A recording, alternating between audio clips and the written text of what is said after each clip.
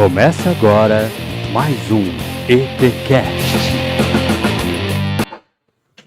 Eu não sei pra vocês, mas pra mim, sinônimo de sucesso é quando você coloca o nome e a empresa onde você trabalha e aparece todas as informações sobre você.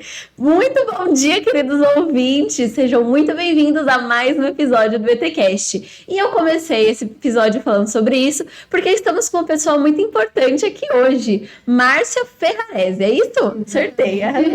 Muito bom dia! Bom dia, é um prazer estar aqui com vocês. Ai, muito obrigada. O prazer é todo nosso, na verdade. Passar o dia aqui na escola com vocês também. Ai, que delícia, que delícia. Como você tá nessa... Hoje tá uma quinta-feira, toda vez eu falo que tá gelado, mas é porque estamos num período de inverno, né? A minha mão tá gelada, pelo menos, assim, as pontas dos dedos. Eu tô nervosa, então eu tô quente. Tá quentinha, tá sem blusa, né? A Márcia trabalha na 3M, né, Márcia? O que você faz lá? Conta um pouquinho, assim, brevemente. Sou engenheira química Uhum. e entrei na 3M na área de pesquisa e desenvolvimento em torno de 11 anos atrás. Então, eu entrei como especialista para desenvolver novos produtos, trabalhava na área de fitas e adesivos industriais. E no meio da jornada, eu mudei um pouquinho a minha função e hoje eu sou líder de alguns grupos corporativos. Eu sou responsável por pessoas que desenvolvem produtos, tecnologias. A gente tem plantas pilotos também, então eu faço a coordenação dessas plantas pilotos. Tenho um estúdio digital, mas não tão equipado assim, muito legal aqui. E é isso. E a gente está sempre tentando ver como que a gente pode contribuir com a comunidade. Sim. Parcerias com o Instituto 3M. Legal, legal. O Instituto 3M e a empresa 3M, né, que são coisas separadas, certo? Sim. Eu acho um trabalho muito incrível, super legal, assim, o trabalho, a ideia deles, os projetos criados e tudo mais, e principalmente essa parceria que tem com a ETEC de Montemor, né, que é muito, muito legal, assim, não são muitas empresas, né, que tem parceria com escolas, assim como a 3M tem com a ETEC, né. Eu não sei se outras empresas também colaboram com a comunidade ao redor, mas o Instituto 3M, ele é separado realmente é um outro CNPJ, é uma outra instituição. Sim. Mas que a 3M do Brasil, ela usa os empregados para atividades voluntárias. Então, a gente contribui bastante com o Instituto 3M. E a missão do Instituto realmente é contribuir e dar um retorno para a comunidade ao redor da região aqui de Sumaré. Nossa, eu acho super legal. E, Márcia, como que foi pra você, assim? Você sempre quis... Você é engenheira química, certo? Você sempre teve essa vontade de trabalhar nessa área da química, coisas assim? Ou foi uma coisa que a carreira te escolheu? Eu acho que eu fui muito influenciada pelos meus pais. Meu pai e minha mãe eram professores de universidade da área de matemática. Então, eu acabei crescendo dentro da USP. Essa é uma vantagem quando a gente tem pais professores, que a gente pode visitar o ambiente de trabalho. No ambiente industrial, nem sempre os filhos podem visitá-los. E os amigos dos meus pais eram professores da área de matemática, da área de ciência, cresci com os filhos deles. Então, eu acho que a gente foi meio que influenciado para isso. Porque meu irmão é engenheiro elétrico, eu sou engenheira química. E foi acontecendo. Eu sempre tive facilidade para matemática, mas eu pensei numa engenharia pensando como aplicar a ciência. Eu queria, apesar da gente estudar no curso de engenharia ciências bases, né, como matemática, física, química, mas na época, eu queria ter um curso de formação usando ciência básica, mas aplicada. Sim, sim. Legal, então essa área de exatas sempre teve presente na sua vida, né? Sim. Muito por conta do seu... Muito bacana. Acho que seus pais estão bem orgulhosos de ter filhos na área de exatas, né? Não sei como eles iriam encarar se fossem outras funções, mas geralmente existe às vezes até um preconceito. Eu escuto alguns relatos de mulheres que não são incentivadas a ir para a área de ciências. Mas na minha casa ainda, como pai e mãe, na área de matemática, eu acabei não sofrendo nenhum. Não sofreu Não sofreu muito. Nossa, engraçado, você comentou que você cresceu na USP. Como é que era para você, assim, quando criança, ir nesse ambiente faculdade? Porque eu visitei uma faculdade, acho que faz mais ou menos um mês, que eu fui com a minha madrinha e tudo mais. A gente foi lá para buscar um diploma, enfim. E assim, é um ambiente diferente. Como é que foi para você? eu ficava fascinada. Uhum. Fico até hoje fascinada quando eu frequento escolas ou universidades. Sim. Meu irmão e eu, a gente sempre teve a missão, a obrigação de estudar. Então, dentro da minha casa, era a missão principal. Nós dois tínhamos que ir muito bem na escola. Não existia outra opção para os meus pais. Pais professores, né? Pais professores. Então, fazia-se a lição de casa da escola, mais o questionário que minha mãe fazia em paralelo ali, sobre história, sobre matemática. Deixa eu ver se você aprendeu direitinho o conteúdo. Era bem assim. E frequentar esse ambiente, ver sempre bibliotecas, ver pessoas carregando livros, eu acho que isso ajuda a consolidar a importância da educação, independente do curso que você for fazer. Hoje, assim, na minha cabeça é muito claro, sem a educação é difícil, não é impossível, mas fica mais difícil você ter conquistas mais vitórias. Não estou falando economicamente, mas até por uma satisfação pessoal. E você sabe que hoje cedo eu estava conversando com um colega exatamente sobre isso. Ele estuda à noite e ele estava falando, nossa, eu odeio estudar à noite, para mim é horrível, e às vezes eu gostaria que estudar não fosse tão importante, sabe? E aí eu falei, nossa, mas eu acho que estudar é muito importante, e eu gosto dessa importância que tem, porque pra mim, é isso que faz o mundo ser quem ele é hoje, né? Eu acho que não precisava mudar isso. Você que sempre estudou assim, né? Sempre gostou de estudar. Tem essa mesma opinião de que acha que eu sempre estudei muito. Fiz engenharia, fiz mestrado, fiz doutorado, fiz pós-doutorado. E estou agora buscando um curso de especialização. Eu acho que a gente sempre tem a oportunidade de aprender mais coisas. E quando eu falo assim, estudar... pode ser e tem que ter as matérias, as disciplinas escolares. Eu acho que isso é formação básica, né? Sim. Até para você ter um pensamento crítico.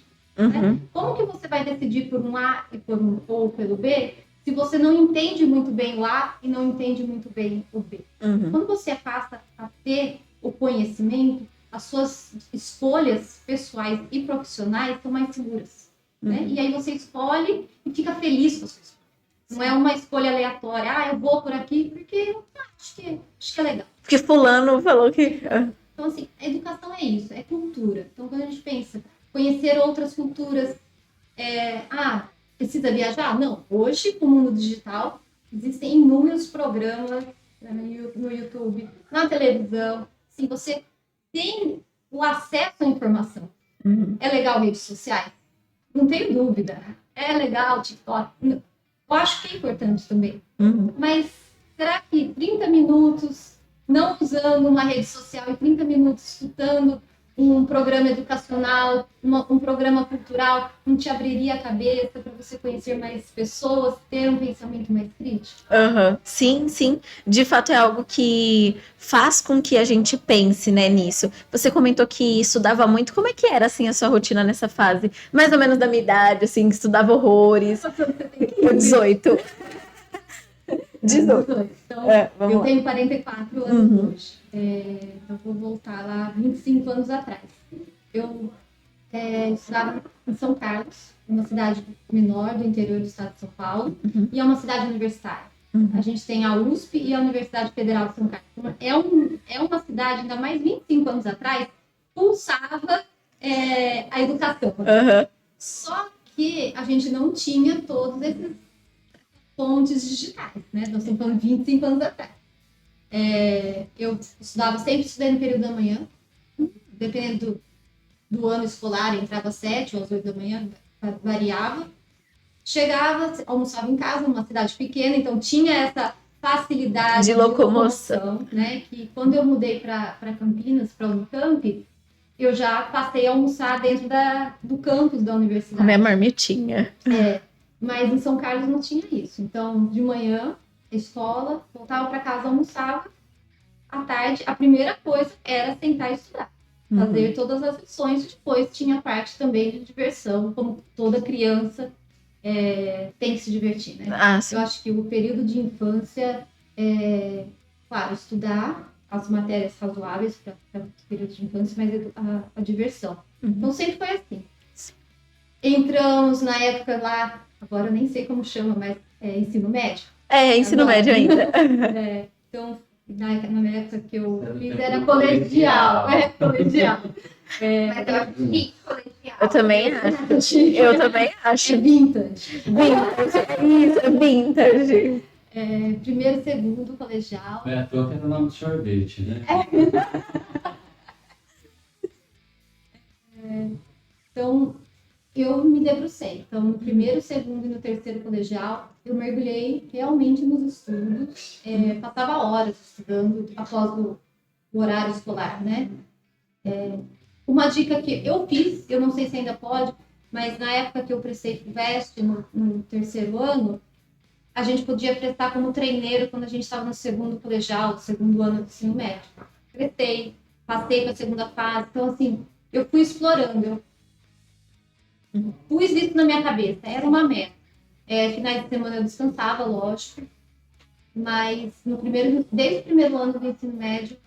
Nessa correria. Você sempre quis, então, tipo, USP, aí tinha que fazer FUVEST e tudo mais. A FUVEST na época ainda era 3 fases já? Quando eu fiz, eu não estudei na USP, eu estudei na Universidade Federal de São Carlos, mas na época que eu prestei vestibular, em 1996, que eu entrei na faculdade em 97, era FUVEST. Então, tinham 2 fases. Na primeira fase eram 2 dias de múltipla escolha, e na segunda fase tinham 3 dias de provas dissertativas. Aí depois eu lembro que eu estava no meio da faculdade lá na Federal, teve o vestibular só da Federal, e depois a Federal passou agora a ser, eu acredito, ser do Enem, né? Varia. Tem algumas que fazem a prova própria, assim, e outras que é como a USP é a FUVEST ainda. Isso. E outras utilizam a nota do Enem. Que é legal, né? Porque o Enem é mais previsível do que outros vestibulares. Eu costumo ter essa ideia. Porque o Enem, ele não muda tanto, né? De ano para ano. Ele tem a mesma... Não a mesma base curricular, mas a mesma proposta, a mesma ideia. Então, ele é mais previsível do que outros vestibulares. Que é legal, assim, né? Unifica mais alguma coisa. O pessoal. Eu não acompanhei o Enem, mas eu fiz uma coisa errada, né? Hoje, quando eu penso lá, eu prestei só FUVEST. Então, foi um tiro no escuro. Um tiro no escuro. Se eu não tivesse realmente, assim, investido na educação, eu poderia não ter passado, né? Mas você estava confiante que você iria passar, porque dizem que esse é o segredo para tudo nessa vida. Não sei se alguém fica tão confiante assim na hora do vestibular. Pois é, né? Pois é. Mas eu hoje pensando, né? De novo, lá em São Carlos, não sei. Hoje eu tenho uma outra cabeça. Eu faria mais provas. Né? Na época eu fiz e foi. Graças a Deus. Deu certo. E aí você estudou lá na universidade, e nesse período você também se dedicou 100% aos estudos, ou você trabalhou em algum período ali na fase de faculdade e tudo mais? No primeiro ano da faculdade foi aquele um pouco alívio. Passei o segundo e terceiro ano do colegial estudando demais. No primeiro ano eu estudava, mas estudava naquele ritmo bem mais sossegado, bem mais razoável. Aí depois, no meio da faculdade, eu comecei a fazer iniciação científica. Isso é tudo, né? Eu acho que... E hoje, até eu estava lá no auditório com os seus colegas e eles apresentaram 2 projetos de iniciação científica, né? Eu fui fazer a primeira vez só na universidade, né? Tá bem mais legal. Acho que, assim, aqui tem bastante. Quem quer investir na educação, assim, existe muitas mais oportunidades. Muito bacana. E no último ano da engenharia era dedicado para estágio. Então, quando eu comecei o 5º ano, aí eu já fui fazer estágio, eu fiz estágio na Johnson em São José dos Campos. Aí eu fiz estágio, depois eu me formei, fiquei mais quase 10 meses como trainee. E tomei a decisão de voltar de novo para a universidade, aí eu voltei para fazer mestrado em engenharia de materiais. Eu queria complementar. O que eu aprendi no estágio, que eu fiz no trainee, ele tinha muito mais a ver com ciência dos materiais do que engenharia química. Foi nessa área que eu realmente me encontrei tecnicamente. Então, eu fiz o mestrado, encaixei o doutorado na sequência. E aí, eu gosto, assim, de sempre misturar atitudes profissionais com pessoais. Sim. Eu já contei essa história algumas vezes. Pode contar. Eu adoro histórias.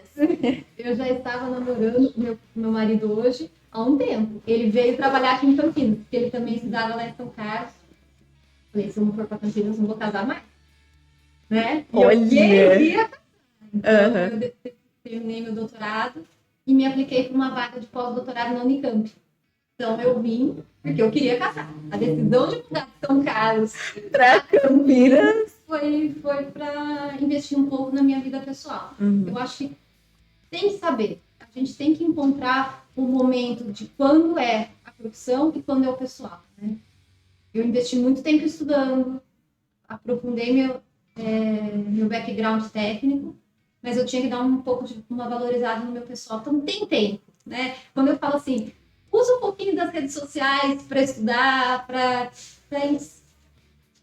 estudar temas diferenciados sobre cultura. Para que eu vou usar isso? Não sabe. Não se preocupa com isso. Aprenda. Tá aqui, fica aqui guardadinho em você. E vai ter o tempo de você se dedicar a partes pessoais. E aí eu vim, casei e fui contratada na 3M. Olha só, deu tudo muito certo. Ainda bem que você veio para Campinas então, né, Márcia? Ainda bem. Senão você não estaria aqui falando com a gente. Então, vir para Campinas, assim, focando um pouquinho mais na sua vida pessoal, vir para Campinas para você foi uma grande mudança, né? Foi. Tanto pessoal, porque você se casou e casamento é sério, né, gente? É sério. E mudou a sua vida profissional também, porque você veio de São Carlos, você tinha ou você fez aquela loucura de tipo, não, vou me mudar literalmente, aí pediu demissão do emprego e saiu e veio pra cá assim do nada, ou você já tinha... Eu defendi o doutorado em julho, Uhum. eu falei, eu vou para Campinas, né? Não, menino, Vai me largar. vai me largar, ou vai continuar me enrolando. Mas a gente sempre tem que pensar um pouquinho para frente, né, estrategicamente. Então, no doutorado, eu comecei a pesquisar, no final do meu doutorado, quais seriam os projetos de pós-doutorado, quais seriam os pesquisadores da Unicamp que estavam trabalhando sobre esse assunto. Então, eu comecei a avaliar. Então, eu já vim uma ideia, fui conversar com os professores. Enquanto eu não consegui uma bolsa de pós-doutorado, você submete um projeto para a FAPESP, para o CNPq, eu fui dar aula. Eu aproveitei a oportunidade para aprender como me posicionar na frente de uma plateia. E não é fácil. Né? Eu sou filha de professor, eu reconheço demais como é difícil ser professor no objetivo assim, de realmente transferir o conhecimento, né? De atrair a atenção dos estudantes para que as pessoas, aquelas crianças, meninos, jovens, entendam a mensagem. Então eu fui dar aula em Itatiba, num curso de engenharia, fiquei lá 6 meses, aí saiu a bolsa, e aí eu me dediquei 100% ao pós-doutorado. Legal, legal. Eu vi que você também foi pesquisadora colaborativa da Unicamp, né? Isso é o projeto de pós-doc. É o projeto. O Nossa, projeto bacana, né? Eu fiquei 1 ano e meio. Ah, sim, você ficou 1 ano e meio se dedicando a isso, a esse projeto. E o que você fez, assim? Quando a gente ganha a gente tem uma bolsa de estudos, CNPq e FAPESP, você não pode ter outro vínculo empregatício. É um requisito ter bolsa. Ah, entendi. Você pode fazer o pós-doutorado. Eu comecei a fazer o pós-doutorado sem a bolsa, então eu podia dar aula. A partir do momento que eu recebi a bolsa, eu tinha que decidir, ou eu vou seguir com uma bolsa, ou eu vou seguir com o salário de um professor. Aí você decidiu seguir com a bolsa, com certeza. Econômica, né? Infelizmente, professores nem sempre são bem remunerados. Realmente, infelizmente mesmo. Também o próprio investimento do tempo, né? Você pode dedicar só a isso, o seu tempo, né? Exatamente. Porque dar aula não é só o tempo de aula, né? Dá muito trabalho. E por isso que eu acho que é mal remunerado, professor. Porque eles pagam pelo tempo e você está dando aula em si, mas todo o preparo. E depois você faz a prova. E aí você corrige a prova, né? Tudo isso está fora do tempo de sala de aula. Então, é isso que está muito longe de outras carreiras na parte de remuneração. Aham, sim, e bom, eu e Suelen, na verdade, aqui, nós damos aula num curso do CRAS, aqui da região. E é exatamente isso. Eles pagam a gente pelo que a gente faz em sala de aula. Só que o tempo que a gente fica preparando aula antes de chegar lá, e eles contam como se esse tempo que eles pagam a gente é como se desse, por exemplo, para corrigir prova, que é o que. É que nós não corrigimos provas, mas outros professores corrigem provas. Então, corrigir prova, colocar diário de classe em dia, essas coisas todo mundo faz em casa. Ninguém faz na escola e eles pagam pelo tempo que você tá na escola. De fato. Exatamente. Eu acho que existem algumas instituições que pagam bem para professores, mas não é a média, né? Eu acho que existe muito espaço para um professor não ter que fazer 2 ou 3 turnos para poder também investir na própria educação. Todo mundo tem que se manter atualizado sobre os temas. Então, imagina um professor de ciência. Se ele não se mantém atualizado, como que ele vai falar de uma transformação digital, inteligência artificial, né? Exatamente. Não tem como ele falar sobre algo que ele não sabe ou que ele não pesquisou, nem que seja o mínimo sobre, né? Mas me ensinou muito lá. O tempo em sala de aula, assim, até para perder um pouco a vergonha de apresentações, como que eu mantinha aquela sala por 3 horas entretidas, né? Olhando para mim. Preste atenção no que eles estão falando, né? E você comentou que teve que trabalhar muito nisso. Você era uma pessoa tímida antes disso? Ou era só, tipo, não tinha habilidade de falar em público? Sempre fui muito tímida. Muito tímida. Quando a gente vai defender o mestrado, a última etapa é fazer uma apresentação, em torno de uns 30, 40 minutos. Foi a primeira vez, assim, que eu suava mesmo, assim, foi difícil. Aí depois você vai pegando jeito, durante o doutorado já tinha seminários que eram mandatórios, então você vai treinando. Eu acho muito importante. E hoje eu estou um pouco mais... Não, você está arrasando. Você está arrasando. Eu tenho um pouco de inveja das pessoas que sobem no palco, né? Nasceram pra aquilo, né? Assim, não é fácil. Às vezes a gente vê o pessoal na televisão, mas só faz isso, mas também assim, postura de palco. Só faz isso não, calma lá, que a gente faz bem mais que isso, né? Eu agora, desde que eu comecei o podcast e decidi que eu queria fazer jornalismo, eu venho me atualizando mais a respeito. Nossa, são coisas assim por trás das câmeras que a gente nem vê, nem sabe, acha que chega lá e tá tudo lindo, sabe? E aí vai ver, é toda uma postura que você tem que se colocar, uma roupa, uma movimentação de corpo, gesticular a fala. Nossa, é muita coisa que a gente nem percebe. Tipo, pra gente só chegar lá e falar, né? Parece. Você tá super certa. E ali, se preparar com o que o seu entrevistado tá respondendo para você pensar na próxima pergunta. Né? Sim. Pensar em cada coisa. Igual, eu quero conversar sobre neurociência. Sei alguma coisa sobre neurociência? Não. Eu vou ter que pesquisar brevemente sobre neurociência para eu saber alguma coisa, porque senão não vai dar pra gente conversar, né? Porque senão não vai virar uma conversa. Então, assim, são pequenas coisinhas que a gente nem imagina. É muito gostoso. É muito gostoso. Educação, né? Educação. Cultura. Muda tudo, né? Você comentou que você estagiou na Johnson & Johnson. Você acha que aquela Márcia que estagiou lá na Johnson & Johnson imaginou que você hoje estaria onde está? Não, né? Não, amadureci demais. Assim.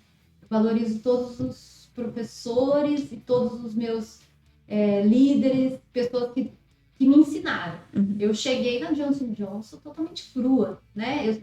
Eu tinha acabado de terminar uma faculdade, estava no último ano, mas não sabia fazer pesquisa, né? Alguns conhecimentos técnicos, mas não tinha soft skills, né? Hoje estou cansada de falar para os meus funcionários, tem que se aprofundar tecnicamente, mas você tem que saber um pouco de soft skills, né? Não imaginava, não passava. Eu me sinto muito realizada. Tem muita coisa que eu ainda quero crescer profissionalmente, mas eu me sinto demais. Eu acho que valeu a pena o que eu passei até hoje. Todo o esforço, né? E eu comentei no início do episódio que pra mim sinônimo de sucesso é porque foi chocante a hora que eu coloquei Márcia 3M no Google, veio seu Instagram, seu LinkedIn e fotos suas. Isso, pra mim, é o verdadeiro sinônimo de sucesso. Sinceramente. É o verdadeiro sinônimo. Porque aonde que o Google, uma plataforma tão grande, vai, sabe assim, saber exatamente quem é Márcia da 3M? Não, tá aqui, ó. Ele pega, olha pra você e fala, não, tá aqui, ó. Instagram, LinkedIn, fotos dela, você também quer? Sabe? Faltou perguntar, você quer o CPF dela também? Porque eu também tenho. Porque assim... aí já tá complicado, né? Aí... A resposta para isso é muito boa, né? A verdade é que o Google ele vai trazer para você o mais relevante. Existem muitas marcas, inclusive na 3M. Aham. Mas A mais relevante é a Márcia. Aham, sim, sim. Eu me encontrei, né? Então, desde o momento que eu tomei a decisão de me aprofundar em engenharia de materiais, não segui pela engenharia química, foi meu primeiro realmente encontro com a parte técnica. Eu gosto de falar sobre polímeros, eu gosto de falar sobre performance dos materiais. Consegui entrar, né? Tinha uma vaga ali que eles estavam buscando um especialista de reologia na época que eu fui contratada na 3M. O que é reologia? É a ciência que muda, que estuda como um material responde a um estímulo. Então, se você puxa um plástico, como que ele responde? Se você coloca um esforço de esfregar, assim, cisalhamento numa borracha, como que ela responde? Como ela responde ao estudo de reologia. Eles precisavam disso. Então, assim, eu acredito na sorte. Sim. Mas você tem que estar preparado para quando a sorte vier, você conseguir abraçar aquela oportunidade. Uhum. Então, e eu continuo estudando, eu tento aprender, eu erro demais, né? Mas eu Ser tento humano, me aproximar de pessoas que me mostrem os erros para eu não repetir, né? Errar não é um problema, né? O problema é persistir. Uhum. Meu nome acaba aparecendo um pouco, porque eu também sou parte do Fórum de Liderança Feminina da 3M, com foco em mulheres na área científica, então acaba às vezes aparecendo em alguns eventos. Isso é muito legal, né? Você comentou que você tem 44 anos. Há 25 anos atrás, você entrou nessa área. Você se sentiu um pouco mulher trabalhando nessa área, uma área que infelizmente hoje não é mais tanto, mas acredito que na época seja uma área mais masculina, né? Como muitos falam. Você, não sei, se sentiu diferente naquele ambiente ou para você sempre foi? Existe a diversidade, né? A distribuição Não é igual. Não é igual entre carreiras na parte de humanas e na parte de ciências exatas. Existe essa diferenciação.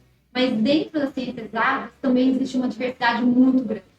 Quando eu fiz engenharia química, 40% já eram mulheres.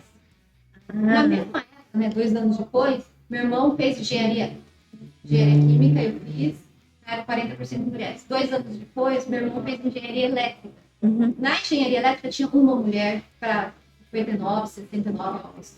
Então, assim, mesmo dentre as engenharias, existem aquelas que ainda existe uma diferença gigantesca. Né? E lembra que eu te falei sobre entender o caminho A e o B e aí tomar a decisão baseada no seu pensamento crítico? Sim. Não tem problema uma mulher não querer fazer engenharia. Não vejo problema algum, né? Tem que ser 50-50? Também não sei se precisa.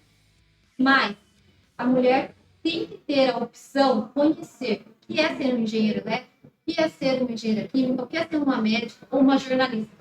Conhecer o que essas profissões fazem e aí tomar a decisão. Né? Eu acho que falta isso. Eu acho que falta até antes dos 15 anos abrir a mente de meninos e meninas um pensamento crítico para que as decisões sejam escolhidas por você mesmo e não por outro. Sim, sim. A liberdade da escolha. E para você não sofrer com a sua escolha, você tem que saber, né, o que você está escolhendo. Tem desvantagens em qualquer profissão, você nunca vai amar 100%, eu acho que isso não existe. Né? Mas a diversidade é nesse ponto. Então, se você for hoje numa engenharia de computação, ainda tem muito mais homens do que mulheres. Muito mais. O computador te pergunta, você é um homem ou uma mulher? Não. O computador te pergunta. Você pode estar fazendo seu código, criando o seu protótipo no laboratório 3D. É a nossa cabeça e a cabeça de outras gerações que pede essa distribuição. Sim, sim. É toda uma sociedade, né, que estabelece isso, que não deve ser estabelecido, porque não precisa. Eu gostei muito mesmo do que você falou. Eu acho que o importante não é forçar o equilíbrio. Se você forçar o equilíbrio, você vai forçar um monte de mulher ter uma profissão que ela não quer só para ela cumprir uma regra social nova. Né? Aham. Não é isso, mas ela poder, se ela quiser fazer engenharia mecânica, por exemplo. Eu trabalhei com mecânica. Eu tinha uma menina na fábrica toda, onde eu fiz estágio de mecânica, só tinha uma moça. E ela era, foi em 1980 e pouco. E ela era, assim, óbvio que o ambiente de trabalho depois trouxe um certo respeito, respeitava a profissão dela, mas ela passou por muita coisa, assim, de ofensa, de brincadeira maldosa, e foi década de 80, né, o outro período. Então, de apelidos maldosos, coisas que ela teve que enfrentar, sendo mulher, sendo feminina, sendo quem ela era, mas num ambiente totalmente masculino. Mas completamente, cheio de fato, trabalhando com a gente lá. E eu lembro dela, assim, ela atuando lá, com a mesma competência do qualquer um. Porque ela gostava Porque daquilo. ela gostava. Aí ela foi muito mais difícil. Que bom seria que uma mulher pudesse estar num ambiente chamado fábrica, trabalhando com mecânica, porque ela tem aptidão, ama e quer, sem precisar passar por pressão, sem precisar simplesmente por liberdade, sem qualquer acidente. Sim, Isso sim. é liberdade, poder escolher ser. Eu não acho que ninguém tem que ser forçado, né? Não sou, apesar de ser a líder do plano de liderança na parte técnica, não acho que é uma luta só das mulheres, é uma questão de equilíbrio e conversa contínua entre homens e mulheres. Eu acho que isso é essencial para ter realmente o next level, o próximo passo, assim, o próximo estágio. E as pessoas poderem escolher baseado em decisões, mas decisões não influenciadas negativamente ou positivamente por outros. Você realmente gosta. Decisões próprias, né? Tipo, eu escolhi fazer isso. E você realmente escolheu, porque muita gente fala, não, porque eu escolhi fazer isso por conta, sei lá, eu fulano. Então você não escolheu, né? Você não escolheu. Você não escolheu, você foi por influência de alguém. E isso é muito bacana. Para mim é muito bacana você ter escolhido engenharia química. Eu acho inteligentíssimo isso. Eu cheguei aqui e falei para eles, eu peguei e falei assim, gente, eles são muito inteligentes. Eu não falei para o professor, eu falei, eles são muito inteligentes, professor. Eu tô chocada. Sabe, eu não imaginei, eu sabia que eram pessoas completamente inteligentes, mas eu não imaginava que eu ia ter esse choque, sabe? De tipo. Você me mandar um texto jornalístico, não sai. Eu tenho um bloqueio, não escrevo. Eu acho que inteligência, ela é nutrida, né? Então, assim, são anos, ainda tive o privilégio de ter uma infância e um ensino médio muito forte, né? Então, assim, é um privilégio que eu tive que outras pessoas não têm, mas é nutrido. Então, você vai abrir tua mente, você consegue conversar de diferentes assuntos, né? Acho que isso é educação. E você que vai seguir jornalismo, ler e ler de fontes confiáveis, né? E aí, o que é uma fonte confiável, o que não é uma fonte confiável? Como que você vai ter esse discernimento? Vai ser baseado cada vez mais no seu conhecimento prévio, como você vai amadurecendo a sua vida. Se conhecendo, né? Eu vou abrir para. Vocês têm alguma pergunta para fazer para Márcia? Eu queria que você falasse um pouco como que é estar na frente. Você falou que você trabalha com uma liderança feminina do 3M, certo? Conta um pouquinho pra gente como que é isso, você lida com mulheres, como que é isso? Em 2017, eu mudei a minha carreira de contribuidor individual. O que é um contribuidor individual? É a pessoa que não tem um time, não lidera um time, né? Então, eu entrei como especialista. A minha função era liderar o desenvolvimento do projeto, né? Em 2017, eu virei um outro tipo de líder. Então, não liderava mais projetos, eu comecei a liderar pessoas. Como que você vai liderar as pessoas se você não está aberto a ver diversidade. Ah, um ponto importante. Não é? Assim, eu sei o que uma mulher passa, uma mulher branca passa. Como eu vou saber o que uma pessoa do meu time, que é um homem, mas que tem 30 anos de companhia, quais preocupações? O que como eu vou saber o que o meu estagiário, geração, acho que Z agora... Agora é alfa. Agora é alfa. A nova é alfa. Como eu vou saber o que está passando na cabeça, quais são as dores dessa pessoa, se eu não tiver a mente aberta? Eu entrei no Fórum de Liderança Feminina em 2017 para aprender. Eu não sofri preconceito na escolha da minha carreira, mas eu queria ouvir de vários vieses ali o que podia estar acontecendo. Fui me empolgando, e no meio da jornada apareceu um braço desse Fórum de Liderança Feminina, que é o Fórum de Liderança Feminina Técnica, que é engajar mulheres para ter uma distribuição mais igualitária de oportunidades, né? Em carreira técnica. Então, carreira técnica pode ser um engenheiro de aplicação, pode ser um engenheiro de processo, pode ser uma líder do grupo corporativo, pode ser uma pessoa que desenvolve tecnologia, engenheiro de qualidade. Então, a gente cuida desse setor. Então, nesse setor, o que a gente faz? Desenvolve as mulheres, para elas terem autoestima, para elas manifestarem suas opiniões, para não deixarem de se candidatar a uma vaga porque não se sente confiante o suficiente. Então, isso é como que a gente trata a mulher em si. Outra parte é como que a gente dissemina a cultura de distribuição de gênero. Então, a gente trabalha com a comunidade interna da 3M. A gente faz eventos, às vezes a gente faz podcasts. Como que a gente fala com homens e mulheres sobre o tema? Como que a gente fala que ter mais pessoas na área de ciência vai alavancar a inovação? Por quê? Minimamente porque tem mais gente pensando sobre aquele problema. E quando a gente recebe um problema de um cliente, você vai pensar de um jeito, você vai pensar do outro, e eu vou pensar de um outro jeito. Cada um soluciona o problema de um modo. Da sua maneira. Jeito de ver. Então, a gente fala sobre isso, cultura, né? Então, é trabalhar com a comunidade. E o terceiro pilar é estimular a ciência aplicada nas novas gerações. Legal. Então, é uma atividade, por exemplo, que eu estou fazendo aqui com vocês hoje. Então, como que a gente traz voluntários para falar de ciência aplicada, de como que podem existir oportunidades dentro de uma indústria para pessoas que querem seguir na carreira de STEM, que é ciência, engenharia e matemática. Legal, legal. É uma área muito interessante, né, Su? Não é uma área que eu seguiria, porque não faz parte de mim, né? Mas eu acho uma área inteligentíssima, eu diria. Porque para mim, apenas pessoas inteligentes conseguem, sabe? Eu tenho essa seguinte opinião. Eu acho que apenas pessoas inteligentes conseguem. E mais ainda, conseguem se destacar em empresas, assim como você se destacou na 3M.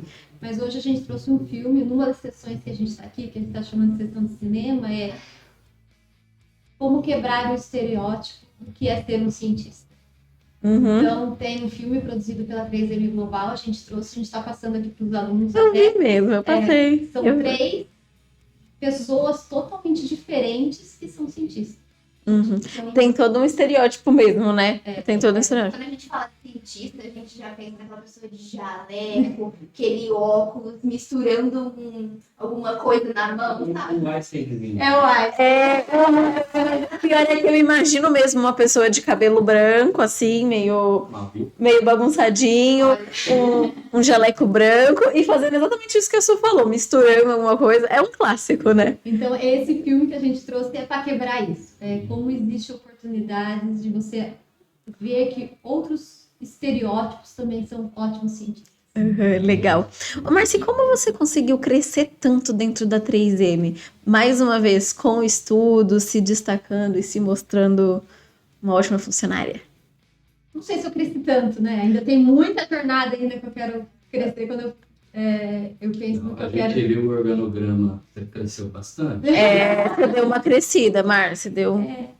Acho que assim, a primeira coisa é respeitar os seus colegas, né?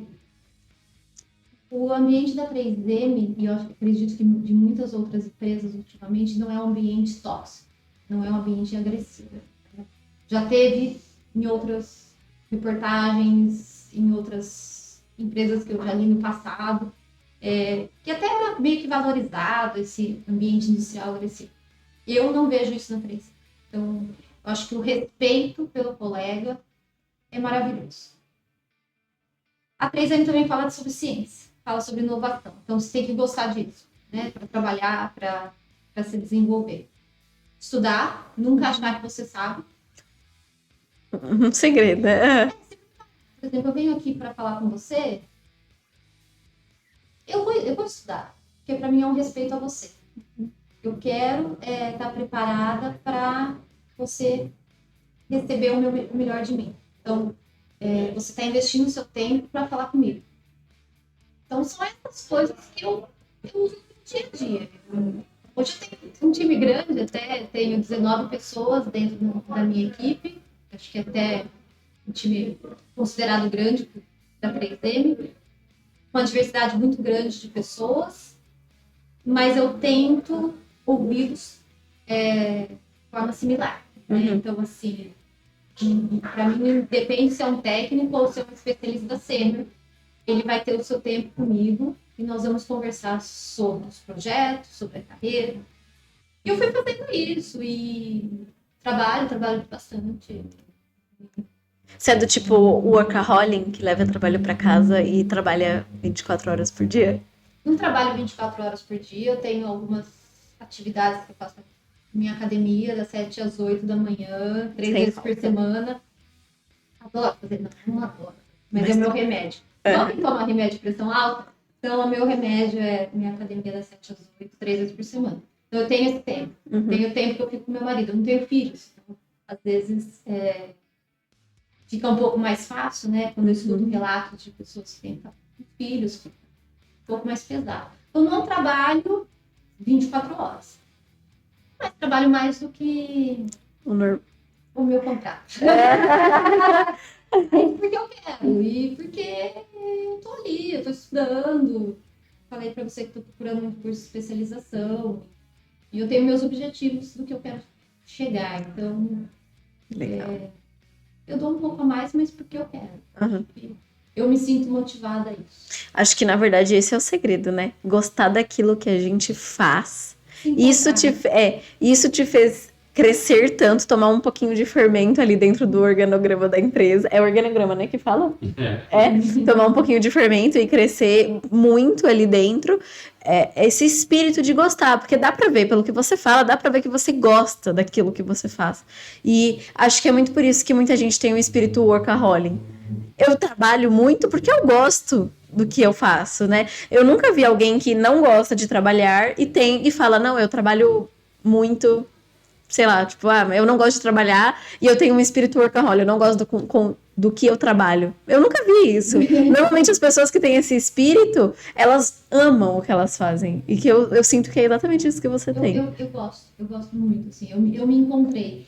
E uma mensagem que eu queria deixar aqui até para vocês fui fazendo engenharia química, mudei para materiais, mudei um pouquinho para liderança. E aí você pode ser líder de pessoas, você pode ser líder de tecnologia. Ser líder é a pessoa que influencia de forma positiva sobre algum tópico. Né? Para mim é isso. Sim. Seu sucesso não é maior porque você tem um time ou trabalha sozinho. Não. Trabalhar sozinho no tipo de não ter uma liderança formal de pessoas, né? Sozinho realmente ninguém trabalha. Mas assim, como você consegue ir ajustando, só que você tem que ter aquele seu conhecimento, você olhar um pouquinho para frente. Eu não faço planos do que eu quero ter daqui 20 anos, porque vai mudar muito daqui 20 anos. Mas eu tô ali nos meus 5 anos para frente. E hoje as formações são complementares. Quando a gente faz alguns prêmios, a gente faz algumas iniciativas para a comunidade na 3M, a gente começa a ver que muitas pessoas se formam em engenharia, depois vão para uma área médica, depois ou complementam uma biologia com algo de ciências ambientais. Então, como você vai criando o seu background técnico de cursos complementares, tira um pouco a pressão de que você vai fazer o vestibular, você vai escolher a carreira de jornalista e aquilo é decisivo para sempre. Você pode se especializar no jornalismo científico, você pode se especializar no jornalismo esportivo. Então, como que você vai desenhando a sua carreira e fazendo leves alterações quando necessário? Dentro daquilo que você gosta, né? Dentro daquilo que você gosta, porque você vai aprendendo o que você realmente gosta. Quando você tem 18, 19 anos, você não sabe, você sabe um pouco do que você gosta, mas você não tem certeza. Você vai experimentar o mundo aí. Até porque eu sinto que a gente começa a se conhecer depois dos 12 ali. Você também sente isso? Não sei, eu sinto que a gente começa a saber mais aquilo que gosta. Ou deixa de gostar. 12 vai. Já deletei. É igual Divertidamente, já armazenou muito distante essa fase. Muito bom. Eu tô gostando muito, assim, de tudo isso que você tá falando da 3M. A gente podia marcar para fazer algum episódio, alguma coisa lá, né? Achei super legal. Vai ser um prazer recebê-los. A gente combina com antecedência. Uhum. Você conhece meu estúdio lá. Sim, não, sim. Não sei se tem tantas câmeras aqui, os bastidores aqui, mas sim, a gente pode fazer e até convidar outras pessoas para conversar. Sim, sim, com certeza, porque a 3M só tem a agregar. A 3M e as pessoas que estão compondo-a, né? Só tem a agregar. Realmente são as pessoas. Uhum, sim, fala sim. de cultura de inovação, tudo, a gente põe as pessoas no centro. Porque ou a gente tem pessoas empreendedoras, então, quer ser empreendedor mesmo dentro de uma companhia, né? Você trata aquilo como se fosse seu, você gosta daquele seu projeto, você vai buscar investimento pelo seu projeto, você vai fazer com que as pessoas entendam os ganhos que sua tecnologia, aquela tecnologia que você está desenvolvendo, traz para o mercado que você trabalha. Empreendedorismo, vontade realmente de fazer algo diferenciado, entregar valor para tudo. A gente vai ser pessoas. Até porque eu entrevistei uma empreendedora aqui da região e ela comentou que empreender é inovar, é inovação, é estar sempre mudando e se adaptando às coisas que vão acontecendo. E não deixa de acontecer também dentro de uma empresa, né? Dentro de uma instituição. A gente tem que se reinventar, né? Uhum. A Márcia que começou lá atrás não é a Márcia que está aqui hoje conversando, nem vai ser a gente vai se reinventando, acompanhando o mundo. Geração alfa chegando, então. Essa tá chegando com tudo. Com tudo.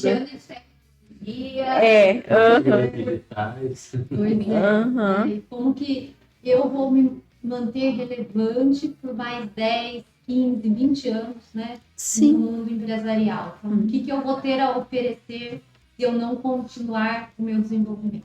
Acho que é muito isso que falta na cabeça de muita gente, né? É saber e sentir que eu tenho para agregar ao mundo, né? O que eu tenho ali que eu posso oferecer, o que eu posso desenvolver.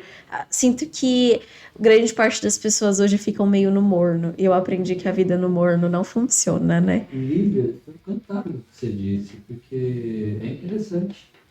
Na sua idade, perguntar isso, porque geralmente na idade dela o pessoal fala, o que eu vou ganhar desse mundo, né? O que eu vou conquistar para mim, o que eu vou trazer para essa, puxando para mim, meu, tudo meu. Uhum. Você pensar o que eu vou oferecer é realmente é muito altruísta para ele. Viu? Obrigada. Me emocionou um pouco você dizer isso, não vou mentir. Porque a Lívia, de 18 anos atrás, sempre pensou: o que ela tem de diferente?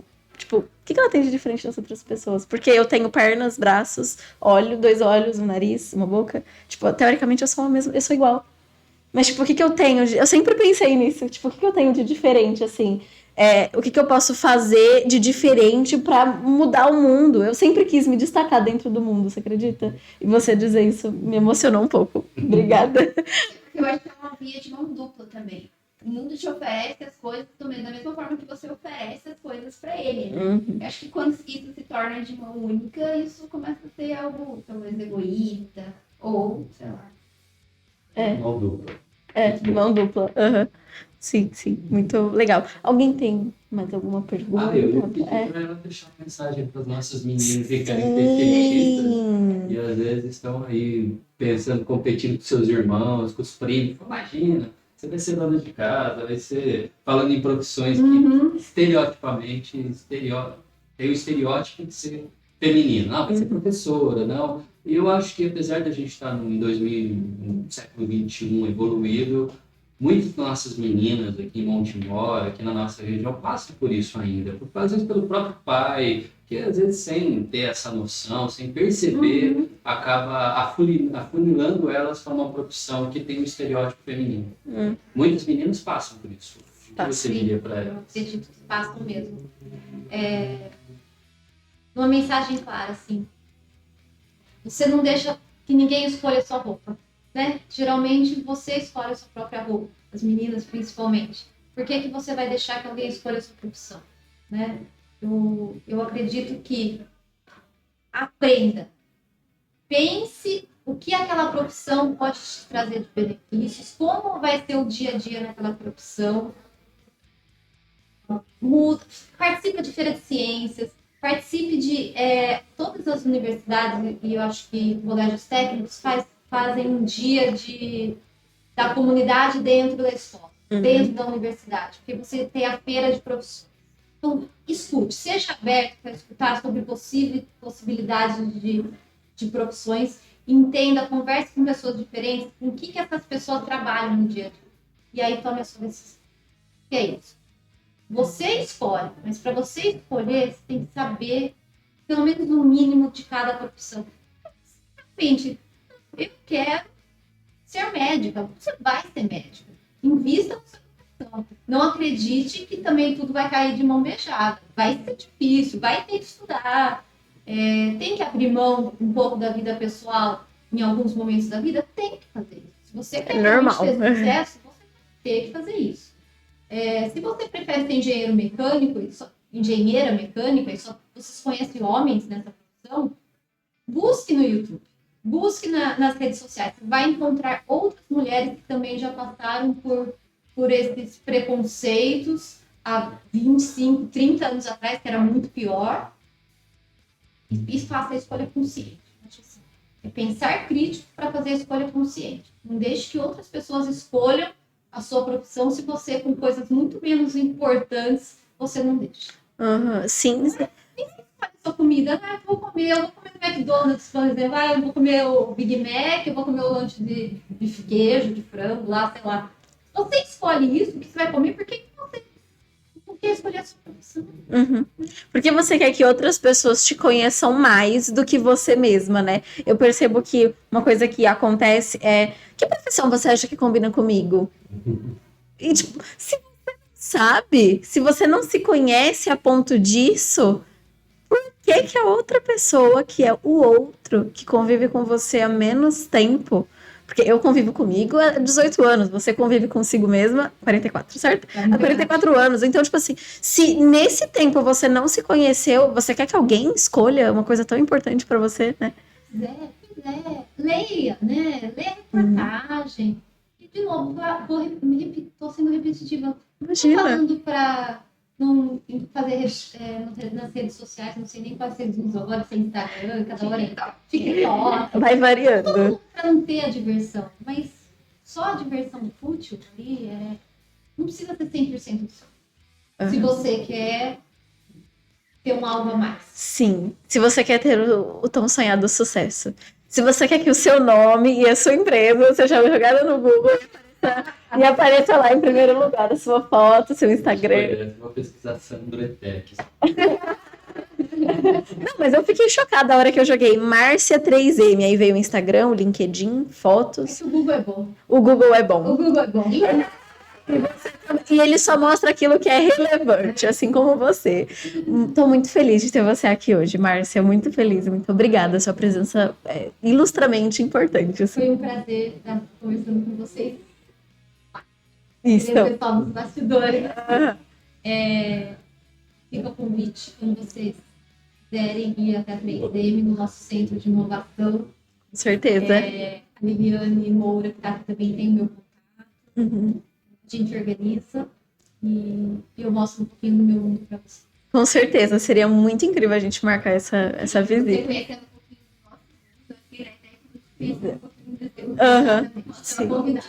Muito obrigada, muito obrigada. Muito obrigada por estar aqui hoje, pelas suas mensagens incríveis, as suas frases tão motivadoras. Realmente me motiva a conhecer pessoas assim como você. De verdade, saber que tudo que você passou não te arrancou pedaço, só te fez crescer mais e mais. Sinal. Só te fez crescer mais e mais e se destacar no mundo, né? Nesse mundão louco. Então, muito obrigada. Muito obrigada a você. É isso, pessoal. Espero muito que tenham gostado da presença da Márcia, uma pessoa muito incrível da 3M. Muito obrigada por ter ouvido até aqui. Um grande beijo. Tchau.